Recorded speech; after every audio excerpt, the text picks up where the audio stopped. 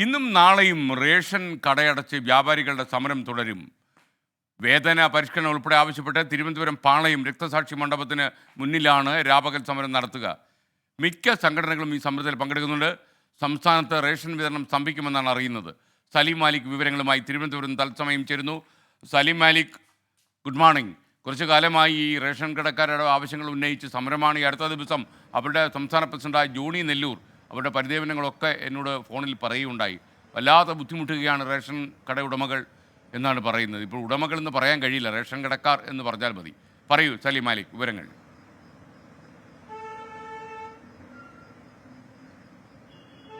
എസ്കെൻ, good morning. ഞാൻ ഇപ്പോൾ ഈ സമരപ്പന്തലിലാണ് നിൽക്കുന്നത്. ഈ റേഷൻ വ്യാപാരികൾ രാപ്പകൽ സമരം ഇന്നും നാളെയുമായി ചെയ്യാൻ തീരുമാനിച്ചിരിക്കുന്ന സമരപ്പന്തൽ പാളയത്ത് രക്തസാക്ഷി മണ്ഡപത്തിന് മുൻപിലുള്ള ആ സമരപ്പന്തലിൽ തന്നെയാണ് ഉള്ളത്.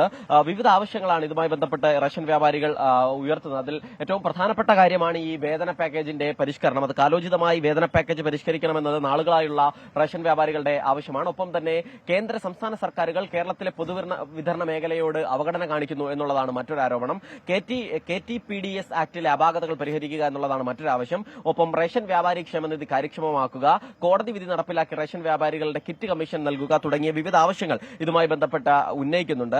റേഷൻ വ്യാപാരികളെ സംബന്ധിച്ചിടത്തോളം ന്യായമായ ആവശ്യമാണ് എന്നുള്ള കാര്യത്തിൽ തർക്കമില്ല. കഴിഞ്ഞ ദിവസം ഇതുമായി ബന്ധപ്പെട്ട വകുപ്പ് മന്ത്രിയുമായി ചർച്ച നടത്തിയെങ്കിലും ആ ചർച്ചയും പരാജയപ്പെട്ടിരുന്നു. പക്ഷേ അപ്പോഴും ഇതിൽ പരിഹാരമുണ്ടാക്കാം, സമരത്തിൽ നിന്ന് പിന്മാറണമെന്ന് മന്ത്രി തന്നെ ആവശ്യപ്പെടുന്ന ഒരു സാഹചര്യം ഉണ്ടായിരുന്നു. പക്ഷേ അതിലൊരു തീരുമാനവും ഉണ്ടായിട്ടില്ല. അതുകൊണ്ട് തന്നെ ഇന്നും നാളെയും ഈ റേഷൻ കടയടച്ചുള്ള സമരമാണ്. കഴിഞ്ഞ ശനിയാഴ്ച റേഷൻ കടയ്ക്ക് അവധിയായിരുന്നു. മാത്രമല്ല ഞായറാഴ്ച സ്വാഭാവികമായുള്ള അവധിക്ക് ശേഷം ഇന്നും നാളെയും കൂടി അവധിയാവുന്നതോടുകൂടി സംസ്ഥാനത്ത് റേഷൻ വിതരണം പൂർണ്ണമായും ഇല്ലാതാകുന്നത് 4 ദിവസമാണ്. അതുകൊണ്ട് തന്നെ ജൂലൈ മാസത്തെ റേഷൻ വിതരണം ഉൾപ്പെടെയുള്ള കാര്യങ്ങളിലും ഒരു വലിയ പ്രതിസന്ധിയുണ്ട്.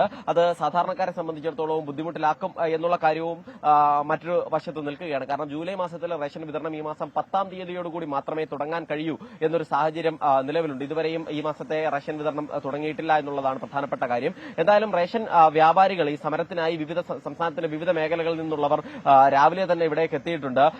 ഇപ്പോൾ തന്നെ ഇവിടെ രണ്ടുപേരുണ്ട്. ഇപ്പോൾ നമ്മളോടൊപ്പം ചേരുന്ന ഇദ്ദേഹം പൊന്നാനിക്കാരനാണ്. കബീർ എന്നാണ് പേര്. റേഷൻ എംപ്ലോയീസ് യൂണിയന്റെ CITU സംസ്ഥാന വൈസ് പ്രസിഡന്റ് കൂടിയാണ്. ഈ സർക്കാർ അനുകൂല സംഘടനകൾ പോലും ഈ സമരത്തിൽ പങ്കെടുക്കുന്നു എന്നുള്ളതാണ് പ്രധാനപ്പെട്ട കാര്യം. ഈ സമരം ഉദ്ഘാടനം ചെയ്യുന്നത് തന്നെ CITU നേതാവ് TP രാമകൃഷ്ണനാണ്. ചേട്ടാ, സർക്കാർ അനുകൂല സംഘടനയുടെ നേതാവ് കൂടിയാണ്. അപ്പോഴും പൊന്നാനിയിൽ നിന്ന് സർക്കാരിനെതിരെ സമരം ചെയ്യാൻ ഇവിടേക്ക് എത്തിയിരിക്കുകയാണ്. എന്താണ് അതിന് ഉണ്ടായ ഒരു കാരണം? തീർച്ചയായിട്ടും വളരെ വേദനയോടുകൂടിയ തന്നെയാണ് എത്തിയിട്ടുള്ളത്. കാരണം ഈ സർക്കാർ രണ്ടാമത് തിരിച്ചു വരാൻ വേണ്ടി അഹോരാത്രം പണിപ്പെട്ടവരാണ് ഞങ്ങൾ. പക്ഷെ ഈ സർക്കാരിന്റെ ഇങ്ങനെയുള്ള ചില നിലപാടുകൾ വളരെ മനപ്രയാസം ഉണ്ടാക്കുന്നു. കാരണം റേഷൻ വ്യാപാരിയെ സംബന്ധിച്ചിടത്തോളം ജീവിക്കാൻ കഴിയാത്ത പ്രയാസത്തിലാണ്. ഒന്നാമത് ഞങ്ങൾക്ക് കിട്ടുന്ന തുച്ഛമായ വേതനം 2 മാസം കൂടുമ്പോഴോ അതിനുശേഷമൊക്കെയാണ് കയ്യിൽ കിട്ടുക. അപ്പൊ തന്നെ ഒരുപാട് കടങ്ങളും ബ്ലേഡ് പലിശകളൊക്കെ ആയിട്ട് അതിന്റെ മൂല്യം തന്നെ നഷ്ടപ്പെട്ടു പോകും. പിന്നുള്ളത് ഞങ്ങളുടെ പ്രശ്നങ്ങളാണ്. 6 മാസം കൊണ്ട് ഞങ്ങളുടെ വേതന പാക്കേജ് മാറ്റിത്തരാമെന്ന് മുഖ്യമന്ത്രിയുടെ ഉറപ്പോട് കൂടിയിട്ടാണ് നമ്മൾ ഈ പോസ്റ്റ് സംവിധാനം വരുന്നതും റേഷൻ സംവിധാനത്തിൽ പുതിയതായൊരു മാറ്റം വരുന്നതും. എന്നാൽ 6 വർഷം കഴിഞ്ഞിട്ടും ഞങ്ങളുടെ പാക്കേജുമായി ബന്ധപ്പെട്ടോ ഞങ്ങളുടെ ഉപജീവനവുമായി ബന്ധപ്പെട്ടോ യാതൊരു ശ്രദ്ധയും വളരെ വേദനയോടുകൂടിയാണ് പറയുന്നത് ഈ സർക്കാരിന്റെ ഭാഗത്തുനിന്ന് ഉണ്ടാവുന്നില്ല. അതുപോലെ തന്നെ പറയാണ്, ഇപ്പോ കിറ്റ് കേസ് കോടതിയിലാണ്. ഈ കോടതിയിലേക്ക് എത്തിച്ചത് കിറ്റ് കേസിന്റെ ഒരു പിരീഡ് നമുക്കറിയാം. കൊറോണ വന്ന് ആകെ പ്രയാസപ്പെട്ട കാലം. ഈ പ്രയാസപ്പെട്ട കാലത്ത് ഈ നാട്ടിൽ പണിയെടുത്ത ഒരു വിഭാഗം റേഷൻ വ്യാപാരി മാത്രമേ ഉള്ളൂ. ഞങ്ങൾക്ക് ഭക്ഷ്യധാന്യം വിതരണം ചെയ്യുക, ജനങ്ങളെ രക്ഷപ്പെടുത്തുക എന്നുള്ള ഈ ആരോഗ്യ വിഭാഗത്തിനെ കഴിഞ്ഞാൽ പിന്നെ ഭക്ഷ്യരംഗത്തുള്ള ഞങ്ങളാണ് ഇതിനുവേണ്ടി കഠിനാധ്വാനം ചെയ്തത്. പക്ഷെ എല്ലാവർക്കും കിറ്റുമായി ബന്ധപ്പെട്ട സകലമാന ആളുകൾക്കും അതിന്റെ ആനുകൂല്യം നൽകിയപ്പോൾ ഞങ്ങളെ മാത്രം സർക്കാർ അവഗണിച്ചു. ഒരു തവണ മാത്രം ഞങ്ങൾക്ക് ആ വേതനം തരികയും ചെയ്തു. എന്ന് പറഞ്ഞാൽ ഞങ്ങളെ അവകാശമാണ് എന്ന് സർക്കാർ തന്നെ പറഞ്ഞ ഒരവസ്ഥയാണ് ആ ഒരു മാസത്തെ വേതനം ഞങ്ങൾക്ക് തന്നത്. പിന്നീടുള്ള കാലഘട്ടത്തിൽ ഒന്നും തന്നിട്ടില്ല. ഞങ്ങൾ സുപ്രീം കോടതിയെ സമീപിച്ചു, വിധി അനുകൂലമായി വന്നു. സർക്കാർ എന്നിട്ട് പോലും അതിന് വിരുദ്ധമായ നിലപാടെടുത്തുകൊണ്ട് സർക്കാർ അപ്പീലിന് പോകാനുണ്ടായത്. ആ നിലയിൽ വിവിധ ആവശ്യങ്ങളാണ്. ഇദ്ദേഹം മലയൻകീഴ് നിന്നാണ് വരുന്നത്. ചേട്ടന്റെ പേരെന്താ? എന്റെ പേര് വിദ്യാധരൻ, KSRD സംസ്ഥാന വൈസ് പ്രസിഡന്റാണ്. അങ്ങനെ അതുപോലെ തന്നെ മറ്റൊരു ചേട്ടന്റെ സ്ഥലം ഇവിടെ വയനാട് നിന്ന് ഉൾപ്പെടെയുള്ളവർ ഇവിടേക്ക് അതിരാവിലെ തന്നെ എത്തിയിട്ടുണ്ട്. ചേട്ടന്റെ പേരെന്താ? ഗണേശൻ. ഈ സമരത്തിലേക്ക് പങ്കെടുക്കാൻ എത്തിയതിന്റെ കാരണം എന്താ?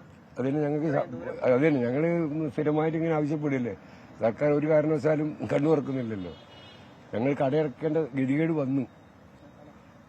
ആ നിലയിലാണ് കടയടക്കേണ്ട ഗതികേട് ഇവർക്ക് വന്നു എന്നുള്ളതാണ് ഈ റേഷൻ വ്യാപാരികൾ പറയുന്നത്. എല്ലാ സംഘടനകളും ഏറെക്കുറെ മുഴുവൻ സംഘടനകളും ഒന്നിച്ചാണ് ഈ സമരം ചെയ്യുന്നത് എന്നുള്ളത് കൊണ്ട് തന്നെ സംസ്ഥാനത്തിന്റെ റേഷൻ വിതരണം ആകെ താറുമാറാകുന്ന ഒരു സാഹചര്യം കൂടി ഉണ്ടാവും. ഇതോടുകൂടി 4 ദിവസം തുടർച്ചയായി റേഷൻ കട അടച്ചിട്ട് സംസ്ഥാനത്ത് ആ നിലയിൽ റേഷൻ വിതരണം കൂടി പ്രതിസന്ധിയിലാവുന്ന ഒരു സാഹചര്യവും ഇതുമായി ബന്ധപ്പെട്ട് ഉണ്ട് എന്നുള്ള കാര്യത്തിലും തർക്കമില്ല. SK. ഓക്കെ, സലീം മാലിക്കാണ് വിവരങ്ങൾ നൽകിയത്. ചന്ദ്രൻ ചെറിയിൽ റേഷൻ കടക്കാരുടെ പ്രശ്നത്തിൽ SK ഒരു വൈകാരികമായ അടുപ്പം സ്വാഭാവികമാണ്. തീർച്ചയായിട്ടും ചന്ദ്രൻ ചെറിയിൽ, ഞാൻ പറഞ്ഞില്ലേ നേരത്തെ തന്നെ 7ാം ക്ലാസ്സിൽ, അതായത് ഒരു 10-12 വയസ്സൊക്കെ ഉള്ള സമയത്ത് റേഷൻ കടയിലെ ഗോതമ്പിയാക്കൻ്റെ പുറത്ത് കയറിയതാണ്. പിന്നെ ഇറങ്ങിയപ്പം 2ാം വർഷം MA ആയി എന്ന് പറഞ്ഞാൽ നമുക്ക് ഏതാണ്ട് ഒരു 22 വയസ്സാവില്ലേ.